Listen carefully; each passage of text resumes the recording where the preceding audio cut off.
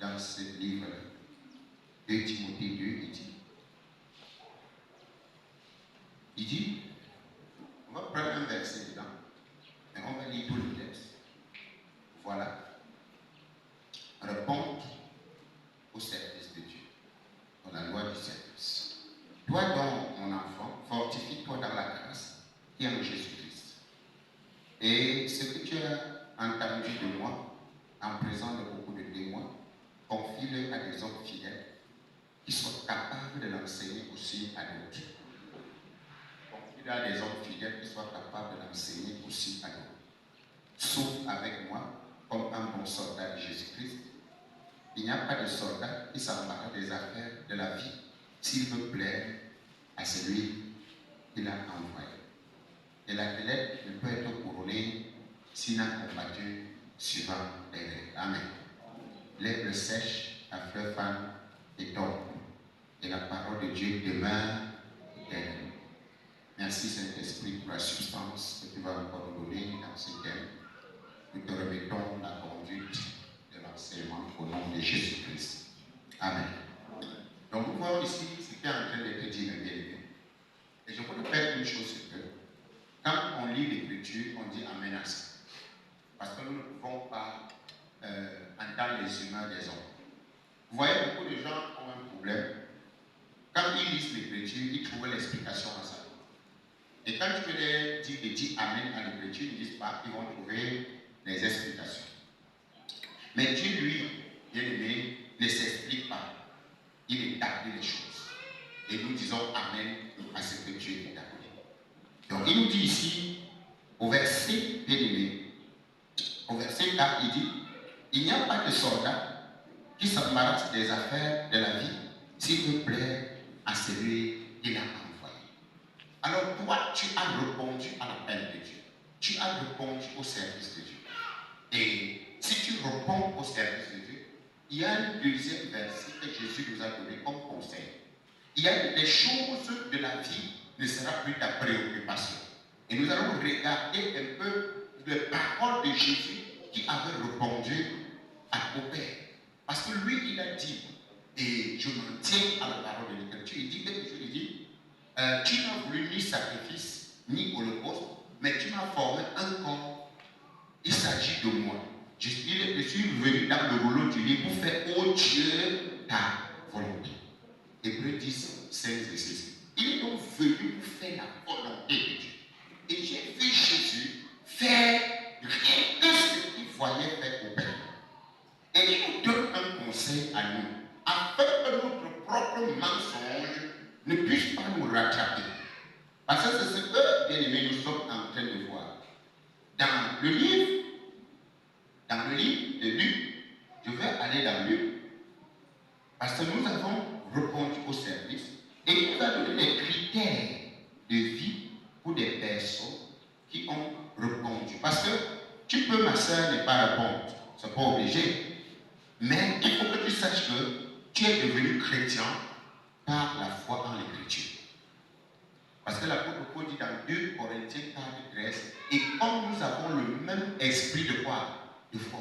Où? Dans cette parole de quoi? De l'Écriture. Donc c'est l'Écriture qui nous révèle et confirme ce que Dieu a dit nous concernant. Donc tu ne peux pas quitter ici et aller attendre ce que l'homme. Rappelez-vous que tout homme soit comment? Menteur. Afin que seul Dieu soit vrai. Donc, qu'est-ce qui est vrai? C'est l'Écriture, c'est la parole de qui? Donc c'est ça seul qui est vrai. Ce n'est pas toi et moi. Ce n'est pas toi et moi. Ce n'est pas mes pensées ou ce que je réfléchis. Non, c'est ce que Dieu a dit. C'est pourquoi l'apôtre Paul insiste que c'est dans cette parole de l'Écriture, de l'Esprit. Parce que la parole ne parle pas de la lettre. La lettre, c'est la loi. L'Écriture, c'est l'Esprit. Parce que vous comprenez souvent l'Écriture. Vous comprenez avoir la compréhension de l'Écriture en tant que l'inspiration de l'Esprit et la lettre en tant que la loi. C'est deux choses. Donc, l'Écriture, c'est l'Écriture inspirée par le Saint-Esprit. Donc, ça veut dire que ce qui est inspiré aux apôtres, selon 2 Pierre 1, verset 21, sachant tout d'abord qu'aucune prophétie de l'Écriture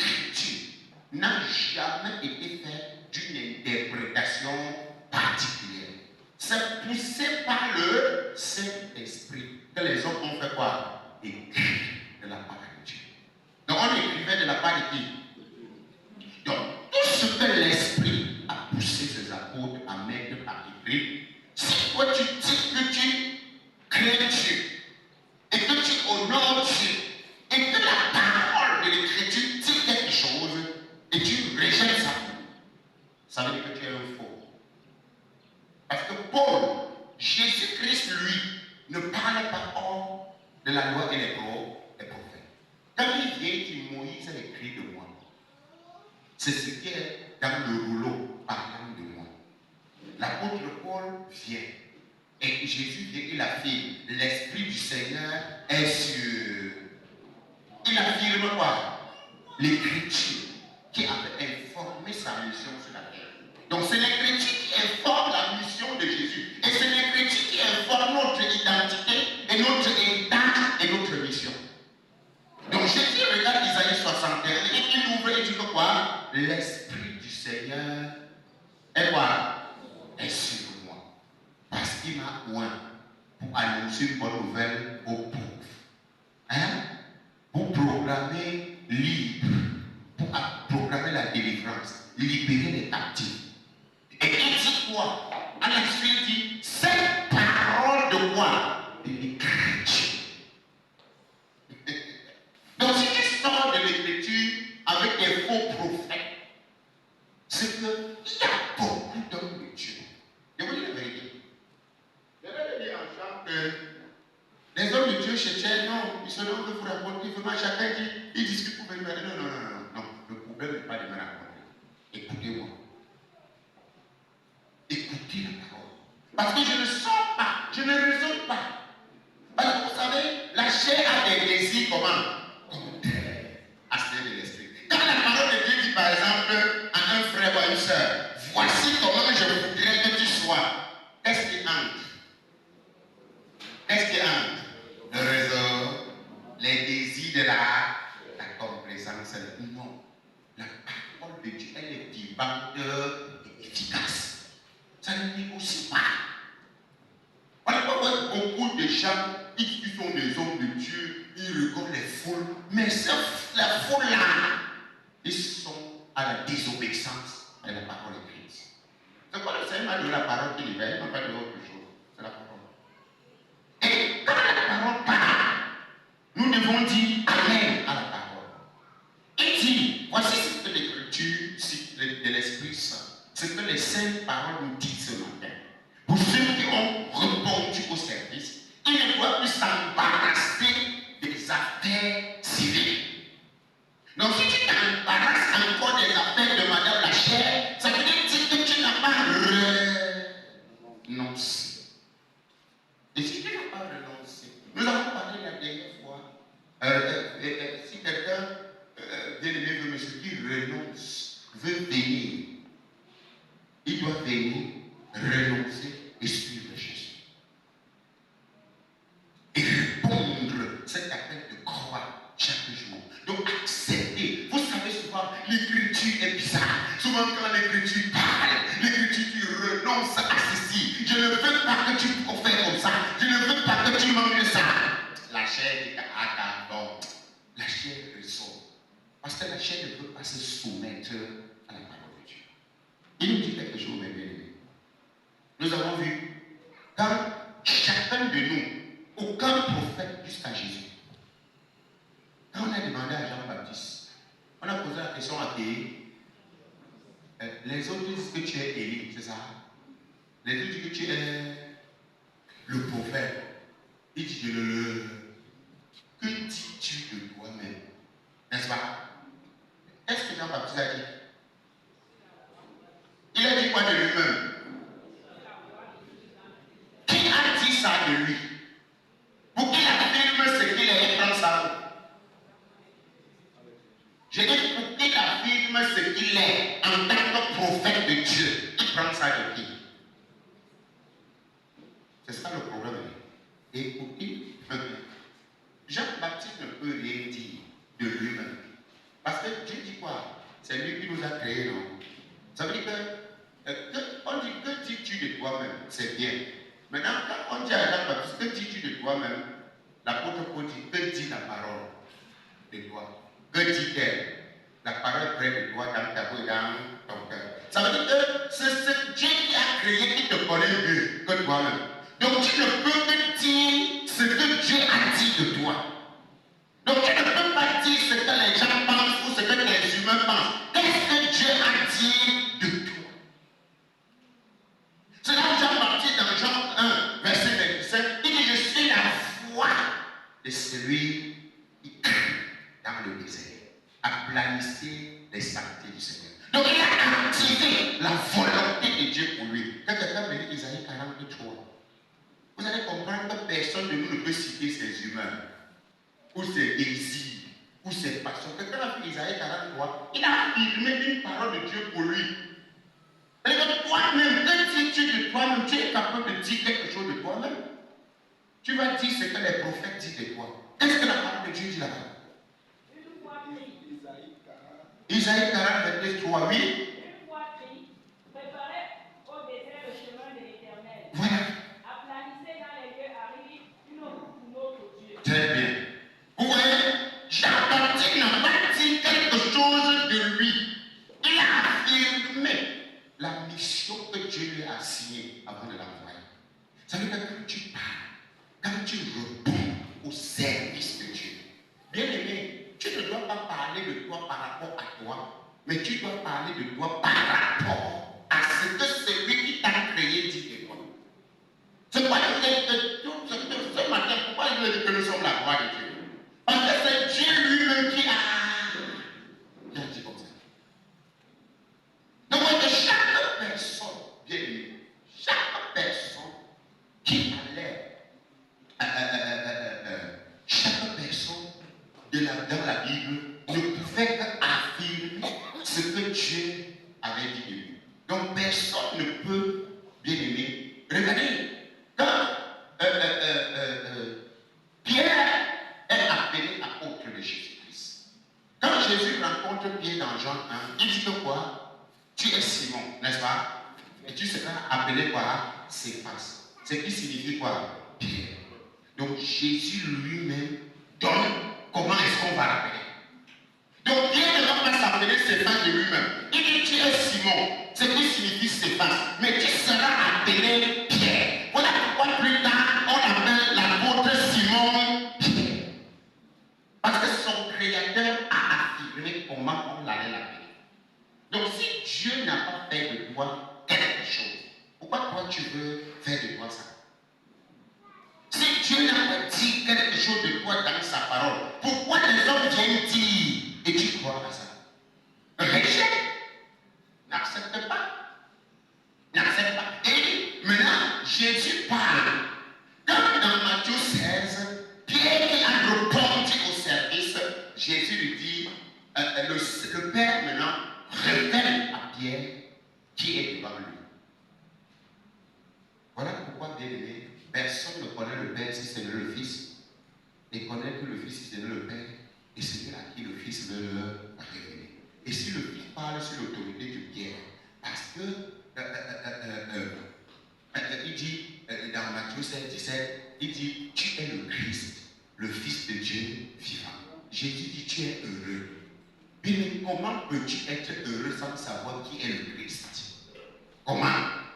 Les gens veulent être heureux en connaissant les biens matériels. Mais on te dit ici, tu ne peux être heureux sans avoir la révélation de qui est le Christ, le Fils de Dieu vivant. Il dit tu es le Christ, le Fils de Dieu vivant. Alors Jésus va dire, ce n'est pas le sang et la chair qui t'ont révélé ces choses, c'est mon Père qui est dans les cieux. Tu es Pierre. Et sur cette pierre, quelle pierre? Le Christ. Parce que Christ est le roc. Il est la pierre vivante. Il est le rocher des âges. Donc sur ce rocher, sur cette source d'eau vive, je bâtirai mon église. Je bâtirai mon corps. Oui, et les portes du séjour des morts ne prévaudront pas contre elle. Donc aucun autre message des antéchrists, des faux prophètes qui viennent dans ce monde ne pourra se lever. Il y a un courant satanique qui est ici dehors appelé courant prophétique. On forme les prophètes, l'école des prophètes prophétiques. Mais sachez bien que Ce courant-là, qui ne cadre pas avec la parole de l'Écriture, c'est un courant satanique. C'est un courant satanique. Voilà. Maintenant, il a parlé à Pierre. Nous voyons ici également Jésus qui appelle Paul au service. Est-ce que Paul a répondu au service? Hein? Paul a-t-il répondu au service? Alors, chaque fois que quelqu'un a répondu au service de Dieu, quelle était l'attitude de cette personne? Il a tout abandonné. Nous avons vu Pierre. Quand Jésus appelle Pierre, il abandonne les paroles. Quand Jésus appelle les deux fils de Zébédée, ils font quoi? Ils abandonnent leur père. Ils suivent Jésus. Donc quand tu réponds à l'appel de Dieu, tu ne peux plus t'embarrasser des affaires civiles. C'est pourquoi je vous ai dit ici, il y a des personnes qui ont été appelées pour vivre la vie de Dieu dans l'assemblée. Il y a des personnes qui ont été appelées pour aller manifester la vie de Dieu dans l'évangélisation. Donc, toute personne est appelée par Dieu pour un but. Et tu dois connaître ce but-là. Bien connaître. Et bien faire ce que Dieu t'a dans la vie.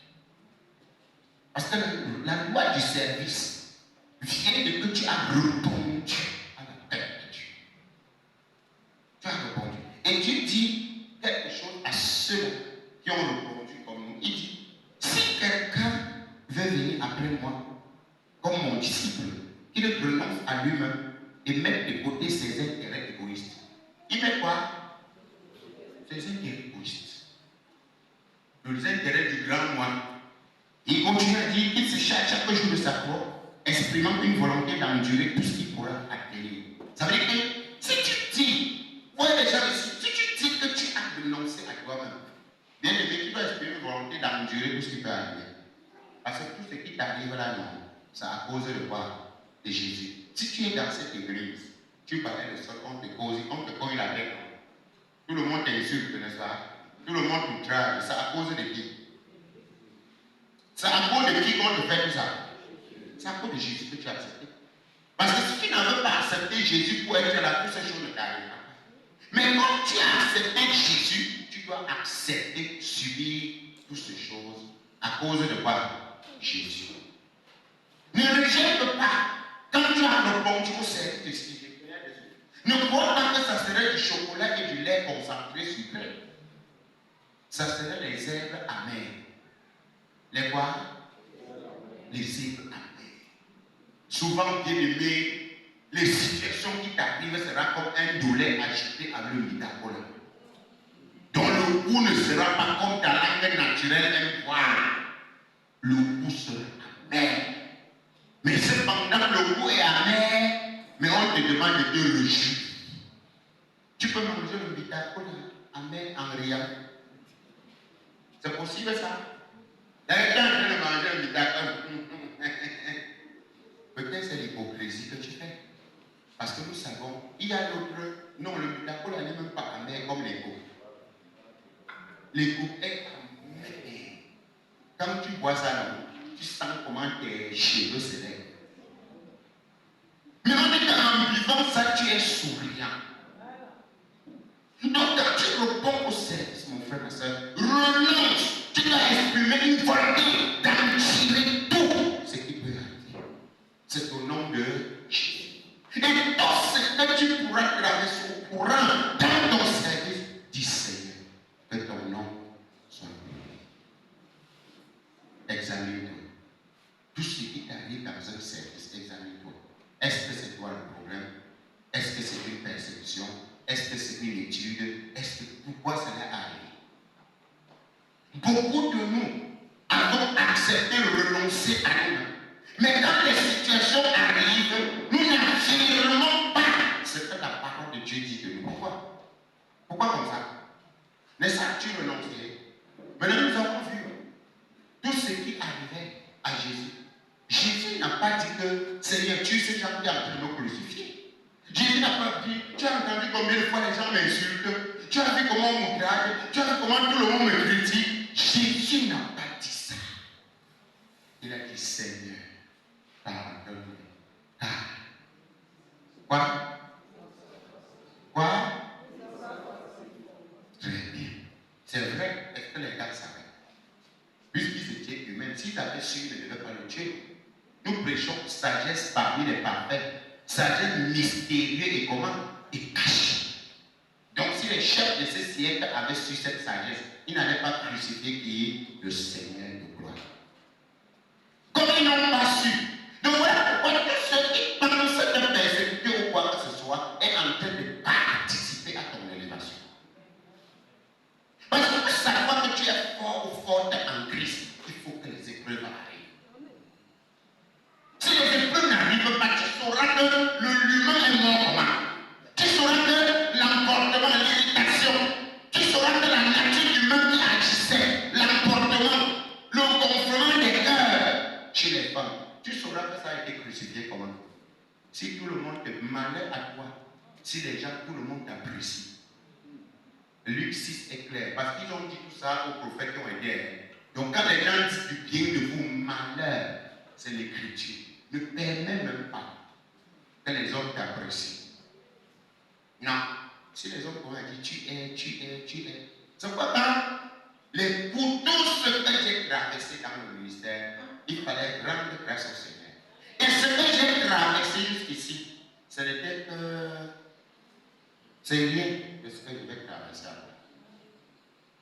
Mais pourquoi, dans tout ce qui va arriver, je vais traverser avec bravoure parce que j'ai été déjà enseigné en bas. Amen.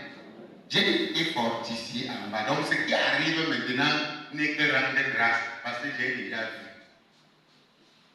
Même si on verse l'eau parce que je sais que dans les nations, dans les villages où j'ai posé mes pieds, le feu s'est allumé, les problèmes ont commencé. Frère, si tu dis que tu es missionnaire et que toi et moi, on va confronter les nations, il faut apprendre à lever vrai ta main. Dis Seigneur, honneur et fidélité. Je suis morte quant à moi-même. Ma soeur, si tu n'es pas morte, si dans notre parcours en chemin, tu comptes encore te marier, pardon, ne me suis pas. Hein? Est-ce que j'ai dit que tu ne te maries pas? C'est ce que j'ai dit. Alors souvent on enseigne, vous comprenez à l'envers.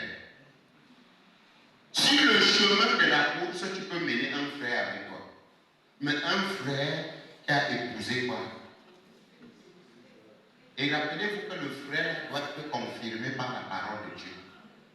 Donc si la parole de Dieu n'affirme pas ce frère à côté de toi,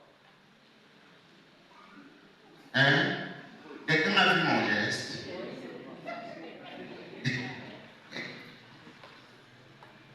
Oui, il y a des frères qui ne te dérangent en rien d'amener ton œuvre évangélique. Tu déranges pourquoi? Tout le monde est obligé d'aller au ciel. Hein? Tu as un mari, il te dérange. C'est toi qui refuses d'annoncer Jésus. Le gars ne te demande rien. Regarde, rappelle-toi, il y a une peinture bizarre chez les femmes. Femme, qui sait ce qui sauvera ton mari? Marie, qui sait ce qui sauvera ta femme? À quel moment tu vas le sauver? Au moment où il est épousé. Hein? Si le mari consent être avec toi dans ce que tu es, il n'y a pas de... Mais si l'individu devient un obstacle dans ce que tu es, c'est là où il y a quoi? Il y a quoi? Donc, quand tu réponds au service, le ministère n'est pas quelque chose de sexuellement transmissible. On ne transmet pas le ministère à sa femme par sexe, non. C'est comme je peux croire au Seigneur et je manifeste la mission et la mère ne fait pas. Donc si elle ne fait pas, je ne veux pas faire ce pourquoi Dieu m'a envoyé. Ou si je ne fais pas, elle ne va pas faire ce que Dieu a dit. Rappelez que le ministère et la vie de Dieu, c'est quelque chose de manière individuelle. Le salut est comment? Elle n'est pas collective. Tu vois, il y a des gens, l'écriture est là. Mais on veut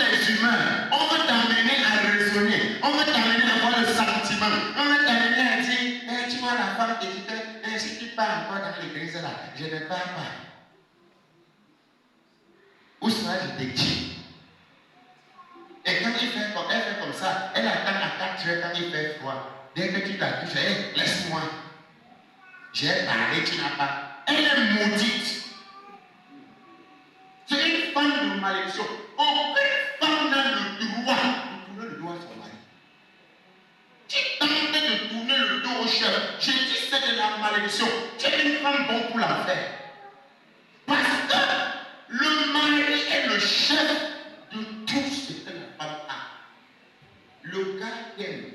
Il part chez tes parents. Il te dote. Il sort son argent. Il te donne le vêtement. Il te donne la nourriture. Et le droit conjugal. Là, tu lui tournes le dos parce que tu es fâché. Madame, fâché ou pas fâché, ce n'est pas la justice qui convient. Là-bas n'est pas fâché. C'est comme ça. Tu dois, bien aimé, faire très attention. Oui. Oui. Parce que tu as des émotions. On ne veut pas mettre l'écriture, la parole de Dieu en pratique. Et c'est comme ça que les raisonnements, les désirs de la chair sont contraires à ceux de l'esprit. Et voilà pourquoi quand on répond au service de Dieu, ça veut dire que tu vois une servante, tu as répondu au service de Dieu. Tu as dit au Seigneur, tu es Seigneur. Ça veut dire que désormais, tu dois obéir au Seigneur. Et l'écriture du Seigneur dit, va. Quoi? Hein? Et quand tu viens dire à ton mari, je n'énerve pas, parce que tu m'as énervé. Je t'ai énervé pourquoi ça a quel rapport? Est-ce que tu pars à la boutique pour acheter les allumettes? C'est parce que le boutiquier est fâché qu'il ne te vend pas les allumettes. Il est la mouvante. Donc le feu ne peut pas dire, non, pose-le au feu. Le feu dit, je suis fâché, je ne cuis pas la nourriture. Frère, fâché ou pas fâché, ça cuit la nourriture. Donc vous devez apprendre que beaucoup de gens iront en enfer parce que la parole de Dieu est méprisée. Et la Bible te dit, regardez, les gens vont répondre une question. Le Seigneur te dit quelque chose. Il n'y a personne ayant quitté sa maison, ses enfants, à cause de mon nom, à cause de cette bonheur. Quand tu t'es levé pour quitter, c'était au nom de Jésus la bonne nouvelle. Hein? Ou parce que le mari t'énervait. Oui, il y a beaucoup de femmes qui ont dit, il m'a fait servir mon Dieu. Il faut que le Seigneur me donne un homme et même et qu'on sert Dieu ensemble. Il n'y a aucun homme ne peut aider quelqu'un. Il n'existe pas. L'être humain a été naturalisé constitutionnellement, fondamentalement égoïste. Donc quand il est avec toi, il a son intérêt. Et toi aussi, quand tu es avec lui, tu as aussi ton... C'est intérêt. Mais quand nous renonçons à cette nature, nous revenons à la parole de Dieu. Bien-aimé, tu as répondu au service de Dieu. Et c'est pourquoi dans le message de la semaine prochaine, vous allez regarder les choses très dangereuses. Pourquoi beaucoup sont assis en enfer sur le banc de l'église? Ils pensent qu'ils sont avec Dieu. Pourquoi ils sont en train de lire la parole de Dieu, ils donnent leur interprétation et raisonnement. Tu vois une femme qui dit qu'elle est avec son mari. Le mari à la maison, il prépare. Le gars dit c'est moi, pardon, c'est toi aussi. Comment? Et toi tu dis que tu es chrétien. Et tu viens ici, dis Seigneur, tu es bon, tu es mon roi. Tu es le roi de qui? Le vrai roi, tu le méprises à la maison. Amen.